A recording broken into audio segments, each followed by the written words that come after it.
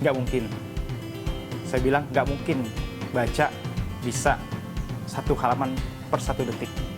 Tapi kalau lihat penjelasannya itu ternyata menggunakan otak bawah sadar, ya pasti mungkin gitu. Jangankan 1 detik, seperempat detik pun bisa.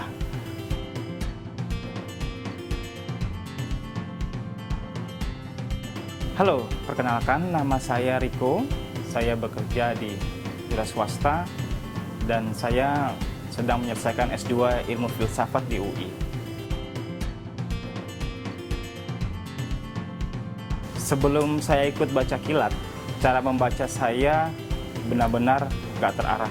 Saya nggak punya tujuan. Akibatnya, saya jadi nggak tahu apa yang saya baca di sebuah buku dan yang ada jadi ngantuk.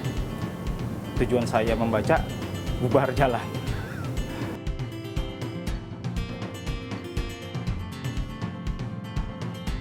Pertama kali saya lihat buku The Art of Reading-nya Pak Agus ya, di rak buku Gramedia, di bestsellernya. Saya baca, terus ternyata di situ ternyata adalah buku kedua, karena sebelumnya adalah buku baca kilat. Akhirnya saya kejar buku tersebut dan kebetulan masih ada di Gramedia. Lalu saya baca dan saya melihat, wow, ini patut dicoba karena semacam ada perpaduan gitu. Selama ini tips-tips atau cara membaca itu cenderung mengandalkan kesadaran. Sementara Pak Agus punya metode yang juga menggunakan bawah sadar. Bagi saya ini eksperimen yang patut saya coba.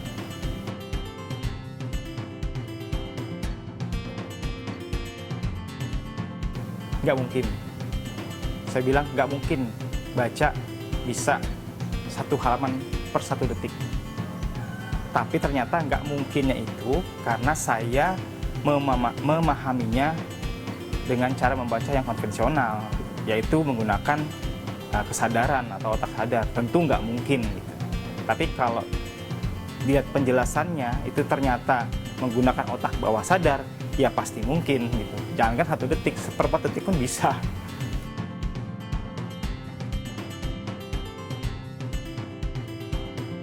Ketika mengikuti workshop selama 2 hari, yang saya dapatkan adalah keajaiban.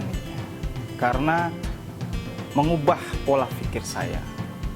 Apa yang saya pikir membaca adalah pekerjaan atau tugas yang menjemukan dan beban, justru malah menjadi hal yang bersifat menyenangkan, pleasure, walaupun tanpa kehilangan substansi dari membaca. Jadi membaca bukan jadi beban lagi sekarang. Jadi kita hanya bersenang-senang saja dalam membaca. Membaca itu jadi menyenangkan dalam workshop itu. Saya juga sadar bahwa oh ya, kita harus bertujuan dalam membaca. Tidak bisa membaca sekadar buku itu ngomong apa, terus kita ikuti. Tidak bisa ternyata.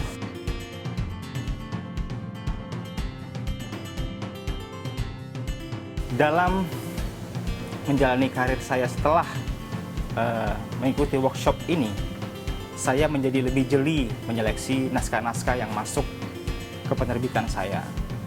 Saya jadi bisa mencocokkan apa yang hendak ditujukan oleh penulis itu, dijadikan tujuan bagi saya, lalu saya cek ke buku tersebut.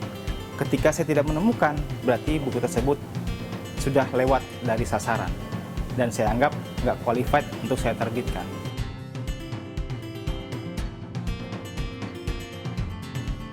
Saya merasakan perbedaan yang jauh, sangat jauh sekali. Dalam membaca konvensional, saya merasakan kelelahan yang sungguh luar biasa. Saya merasa seolah-olah, wah, berarti saya harus menghabiskan seluruh hidup saya untuk ratusan lembar ini. Sementara saya harus mengerjakan tugas-tugas yang lain. Dan otomatis itu membuat saya malah jadi down gitu, bukan semangat.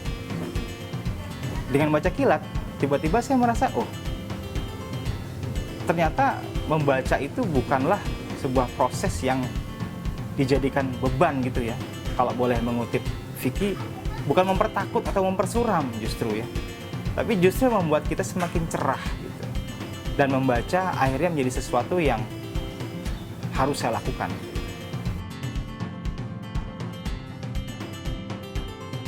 Jika Anda melihat video ini, terutama Anda yang di pendidikan ya, jalur pendidikan, baik guru maupun dosen atau rektor atau kepala sekolah, sertakan mahasiswa atau murid baru Anda mengikuti workshop baca kilat.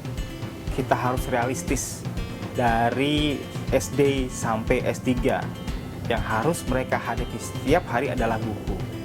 Bagaimana mungkin kita tega membiarkan mereka untuk tidak tahu bagaimana menguasai buku, sementara kita menuntut mereka menguasai materi-materi ajar itu? Tentu tidak masuk akal. Selama ini kan sudah banyak sekali tips atau trik-trik untuk bisa menulis.